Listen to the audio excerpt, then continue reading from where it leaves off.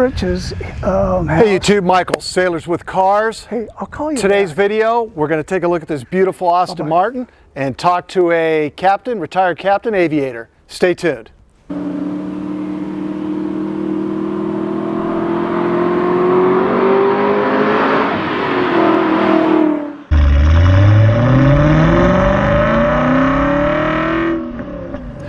Hey YouTube, Michael, Sailors with Cars. Well, you know how I always say I like first, and I like first because I like first. And today we have a great first.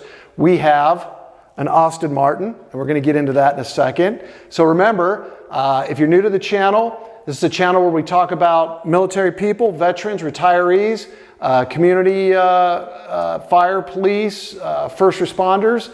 They bring their vehicles, they talk about their careers a little bit, what they do for the country and their communities, and then we talk about their cars. So back with us for a second time, we have retired captain with us, Aviator. Duck, thank you for coming. Yes, sir. And Duck was good enough to bring his Porsche up a few months ago. You might remember that video because our producer, he got to co-ride in that one, and I got to drive that one, which was great.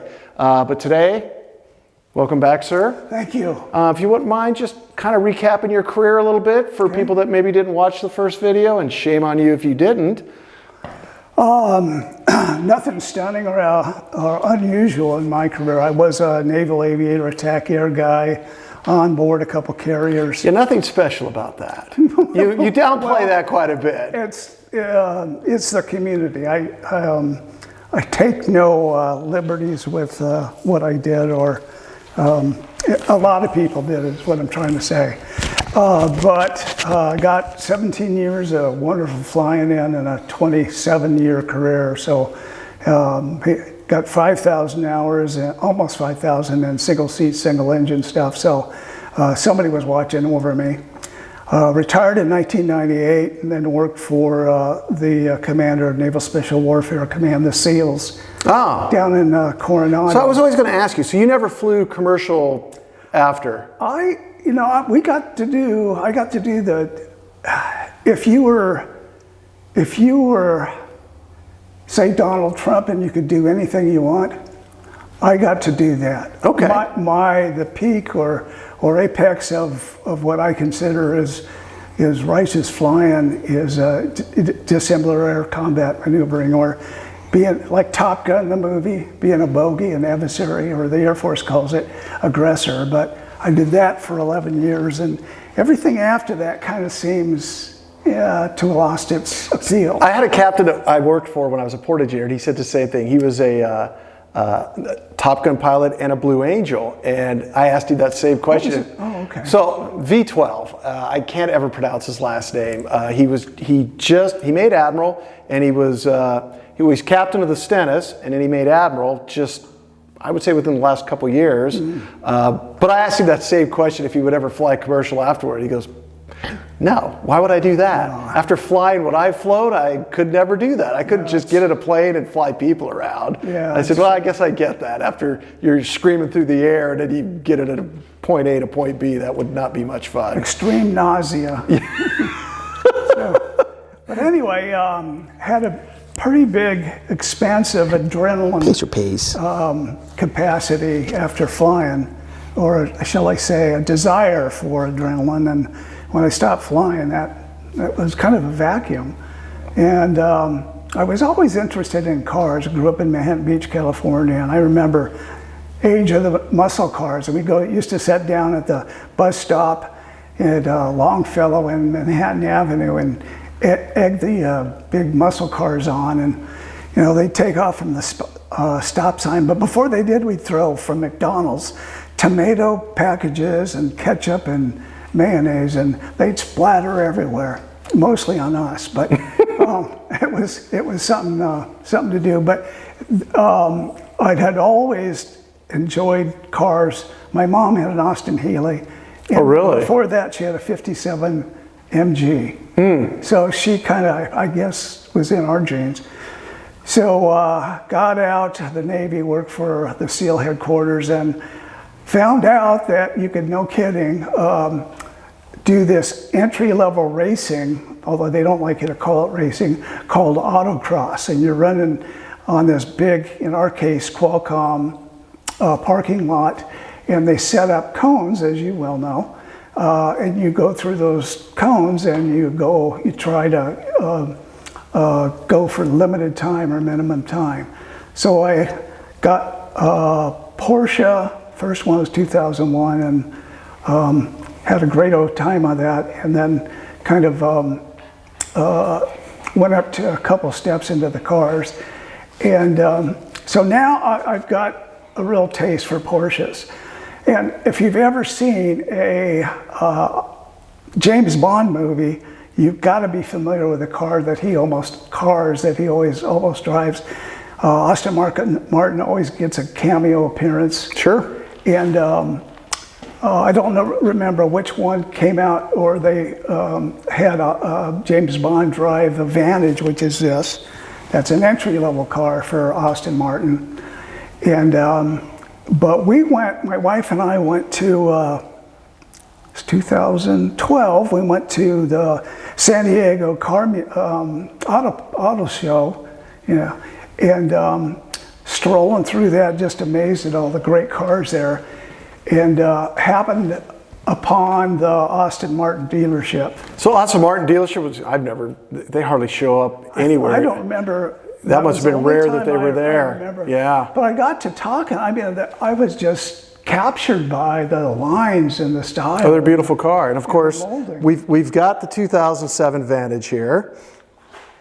And it is a beautiful car. So you bought this car not new? No. No, they were 150. Again, entry level. Yeah, oh, I know. It was 150 and up. I bought it for much less than that. But the funny story is, the guy I was talking to, this big, tall Brit with a great sense of humor, told me he said, why don't you come up and look at the cars? I go, I'd never be able to afford one of those. He goes, we've got some really good deals on some used ones.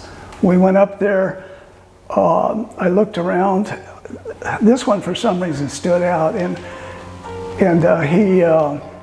I asked him if I could drive it. Well, he went to get the key. Katie and I were standing by, and came back and got into it, started it up, and the thing went kaboom! And I turned to Katie and said, I'm buying it. Yeah, they have an awesome sound. Oh gosh, yeah, it was stimulating. So that's the short story on that one. So I drove it must have been a 19. So it's the first year they put the Mercedes engine in them, the AMG engine. So I think it's a 580 something horsepower Mercedes AMG, and they invited me to come up and drive it. So I did.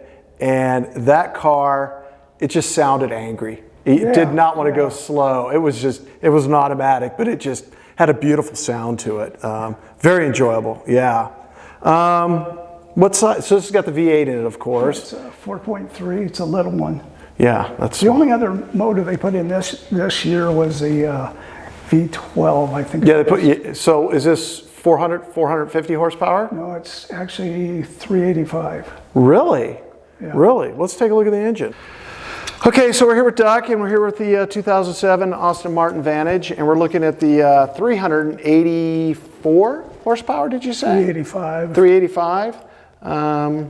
It's a nice little engine. It's got a great sound to it, which is going to pick up real nice on the video when we put it all together. Not much to see, of course, but I thought they signed them. I thought the British all signed their engines. No? Oh yeah, here we go, right here. Nick Morton. Yeah, right. Right here, final inspection by remember where that was. hand built in England. I don't know if I can get that. Maybe. Maybe not. Oh well. Whatever. We get a look at the engine. Now let's take a look at the inside. All right, of course we're looking at the inside of the car, and Pace is, of course, he has to be in the car, because where would you be without the dog in the car? So yeah. So this is a 6-speed? Yep. 6-speed, and you wanted, of course, a manual? Yes. Yeah. Do they make quite a few? Is it hard to get a manual in one of these? You know, Mike, I didn't spend a lot of time looking at other cars. You just like this one? It was one of those love at first sight things, and I was willing to take it. I happened to be a 6-speed Yahoo, but I was willing to take it as whatever flavor it came in. Yeah, it's nice. I honestly didn't realize it was a stick shift till you drove up. I just assumed they were all automatics. Oh, no. I had no idea. How many miles do you have on it? I think it's 42. So you don't take this up to Wyoming with you, do you? Oh, no. You leave it here in San Diego? Lives in Coronado. Yeah. And it's always garaged? Yep. Yeah. And even when I'm here, it's rare that this is the most I've driven it since we've been back 3 weeks ago. What's your daily driver? The Porsche? Actually, the daily driver is an Infiniti QX80, SUV. The SUV. And then, if I'm just driving someplace, not spending much time in town or in traffic, I'll take one of the other cars. Nice. Nice. So, yeah, but what's underneath there, buddy? Is something underneath that? Trust me, there's no lizards underneath there. I can promise you that. You're such a fool, dog. Well, you know what? I'm looking forward to going for a ride. That's what I want to do. Pacer, what do you think? Whoop. We can do that. In the rain? No.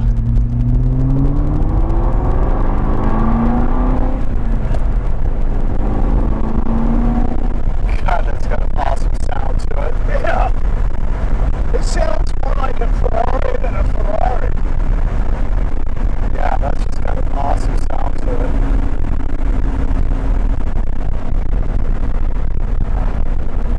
In the words of Richard, the English salesman for Aston Martin, he says, other sports cars have a growl or an exhaust note. Aston Martins have a symphony. They do. It's got an awesome sound to it.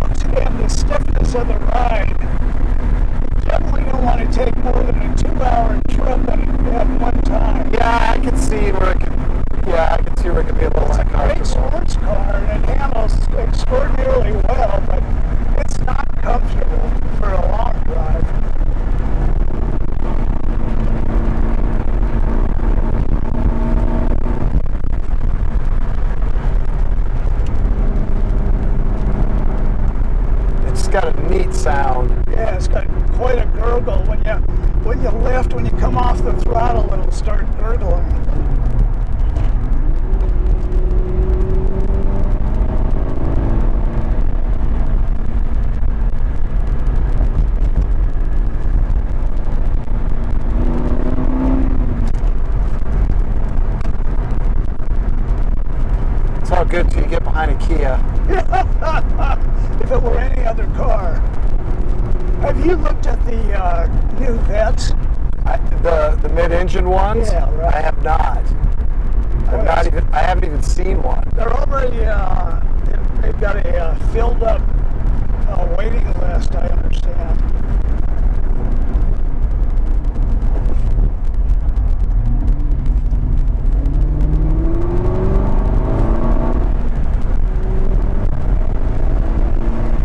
Yeah, I'm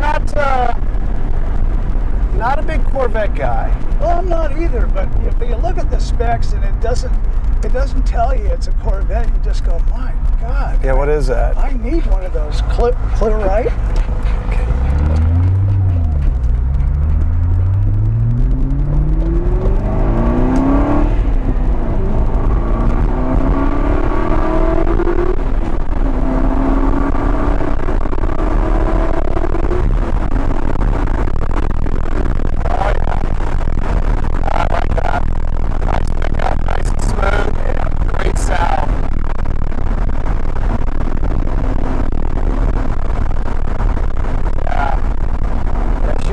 I can see why you. I can see why you got right into this and drove it home. Man.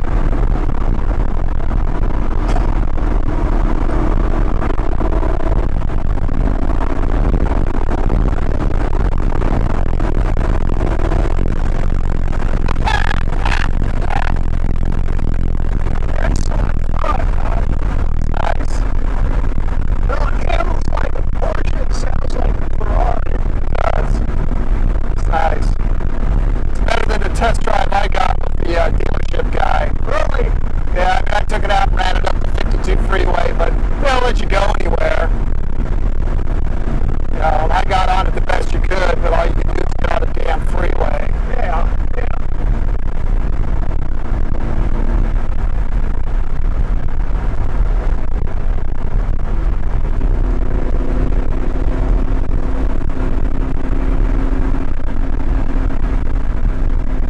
I got the wrong shoes on for driving this.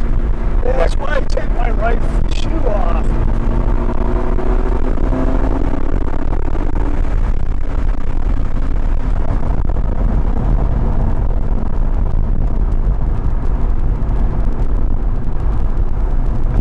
I did some checking on the, the suspension, engine, every kind of system on it, and got to speak with a long-time certified Aston Martin mechanic, and I asked him about the engine, and he said, the 4.3, it's bulletproof.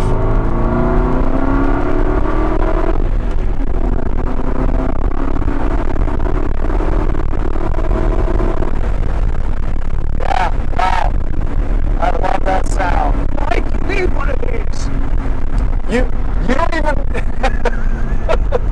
I laugh at that because